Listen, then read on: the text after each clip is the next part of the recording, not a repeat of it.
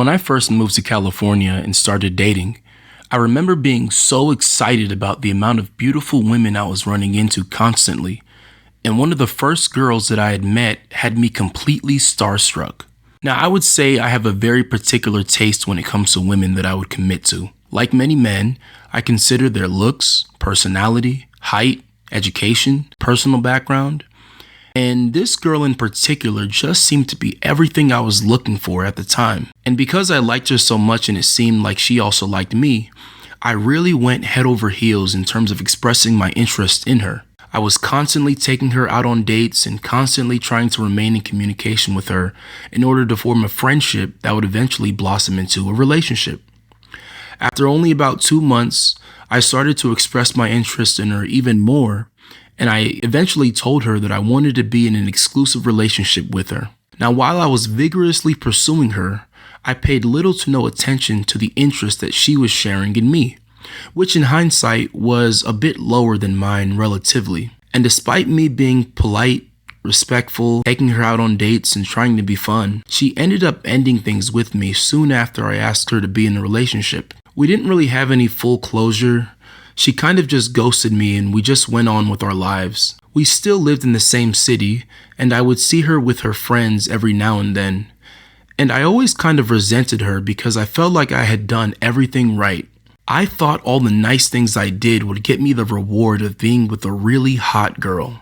Now, we've all heard these classic lines before. Nice guys finish last. It's a phrase that's tossed around in frustration, confusion, even bitterness at times, but there's wisdom in that phrase. I kept coming back to it not only after that situation, but in subsequent relationships with women. These relationships also failed. I thought I was doing everything right with these women, but in reality I was just being a nice guy. And although the mainstream and many women still promote that as the right way to be as a man, at some point I had to start asking deeper questions. What if the nice guys, the ones who play it safe, avoid conflict, and constantly seek validation from women, are actually just weak and naive men who think being a doormat will earn them respect? And what if the so-called bad boys, the ones who are demonized for their confidence, assertiveness, and independence, are actually better men at their core? I recently watched Daddy's Home, a movie that's now 10 years old, and it validated everything that I have since learned about women and dating. What I learned honestly saved me and made me twice the man I was before. So let's break it all down, and then take a look at the key elements of the movie to better understand why nice guys suck and why you should never be afraid to embrace what the bad boy stands for. On the surface, the nice guy seems like the ideal partner. He's agreeable, he's accommodating, he's predictable, he puts you on a pedestal. But look deeper, and the cracks start to show. Many nice guys aren't being nice out of genuine kindness. They're being nice as a strategy, a calculated attempt to earn affection, approval, or intimacy. It's what psychologists call covert contracts. I'll be nice to you, and in return, you'll give me what I want: your love, your attention, maybe even sex. But here's the truth. When those expectations aren't met, the mask slips. That same nice guy becomes resentful, passive-aggressive, even manipulative, because it was never about being good. It was about being rewarded. Now consider the bad boy, not the abuser, not the narcissist, the man who knows who he is, who sets boundaries, who challenges others and isn't afraid of being disliked. This man is called a bad boy because he breaks the social constructs that are set up to keep people docile. He lives authentically, even if it's polarizing. He doesn't give a fuck. Ironically, this makes him more trustworthy because he's not hiding behind politeness. He says what he means. He takes risks. He's honest, sometimes brutally, but at least you know where he stands. And here's the twist. Many so-called bad boys have strong principles. They protect their loved ones. They take responsibility. They just refuse to betray themselves in order to make others comfortable. Now let's consider 3 pillars that define the value of a man: masculinity, integrity, and authenticity. The nice guy avoids conflict. The bad boy confronts it. The nice guy thinks being good means being agreeable and capitulating to others. The bad boy has a willingness to be real, even if it's inconvenient. The nice guy tells people what they want to hear. The bad boy tells people what they need to hear. One seeks validation, the other demands respect. And in the long run, who do you trust more? The man who hides behind a mask to win approval? Or the man who's unafraid to be seen, flaws and all? In modern culture, the terms bad boy and nice guy carry heavy connotations, often unfair, often misunderstood. Nice guys are praised for their politeness, their predictability, their safety. Bad boys are demonized as reckless, arrogant, and emotionally unavailable. But when we look deeper, particularly through the lens of film, the truth becomes far more nuanced. Nowhere is this dynamic more clearly and hilariously illustrated than in Will Ferrell's Daddy's Home. On the surface, Ferrell's character Brad is the quintessential nice guy. He's gentle, dependable, agreeable, emotionally expressive, and committed to being a good stepfather. Enter Dusty, played by Mark Wahlberg, a leather jacket wearing, motorcycle riding alpha male who oozes charisma, confidence, and danger. Dusty is the bad boy, the very opposite of Brad in almost every way. But by the end of the film, it's clear. Dusty has far more of what makes a man attractive and respected, not just by others, but by himself. Hey, Brad?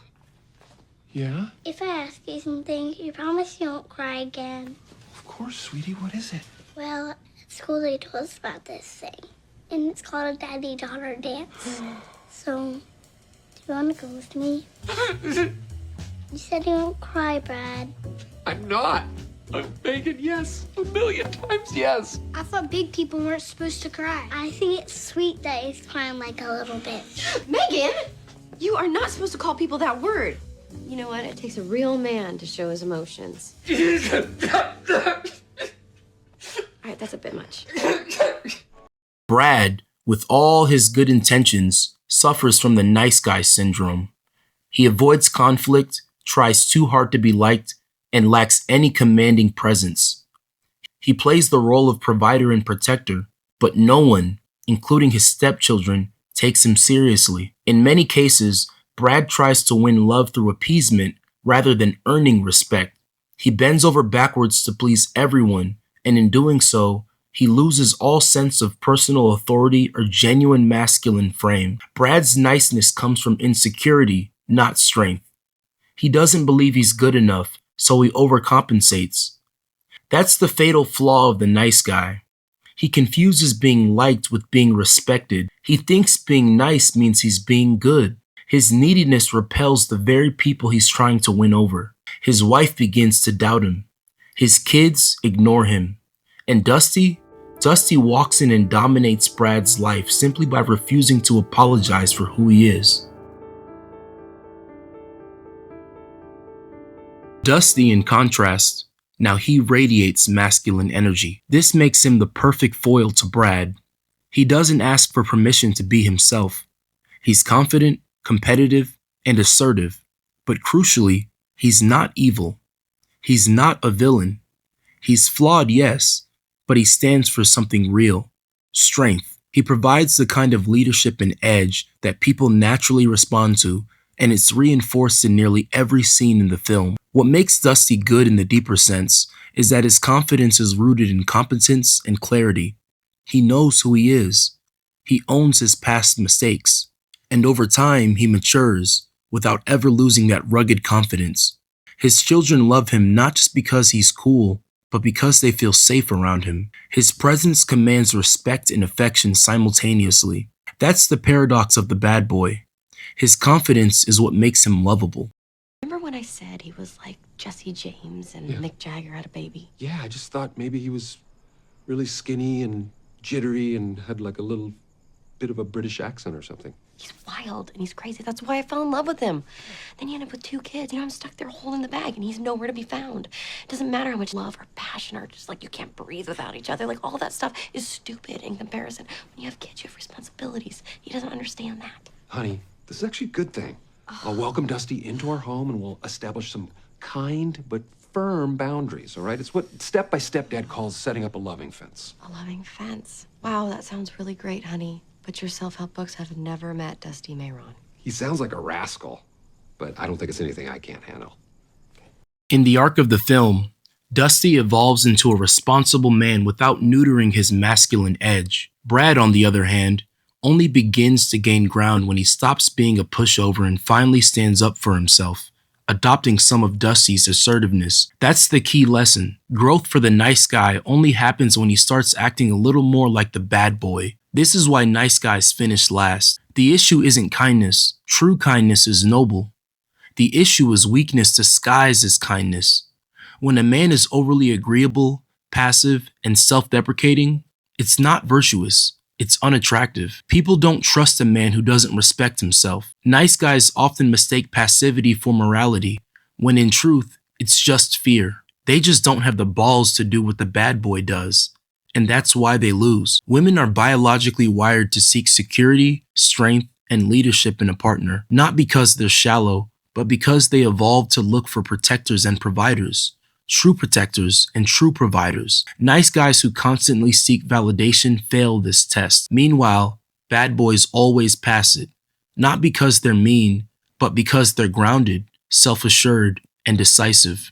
So to summarize, alpha fucks beta bucks. Hypergamy, in the Oxford definition, it has to do with women choosing men who are at a higher socioeconomic education and income level. That's what it means. Okay. But we hear that's the expanded definition. That's the denotative version of it. The connotative from the rational male has to do with everything from height, all these different type of things. Sex, arousal, attraction. Yes. So we simplify it as alpha fucks beta bucks, or alpha seed beta need, meaning that the women have a dualistic mating strategy, which is they're looking for a guy who has protection, provisioning, and parental investment. The good guy, the guy that's good, the good dad, right? The guy who's going to be there for the long term, the guy you want to marry, and the guy you want to fuck.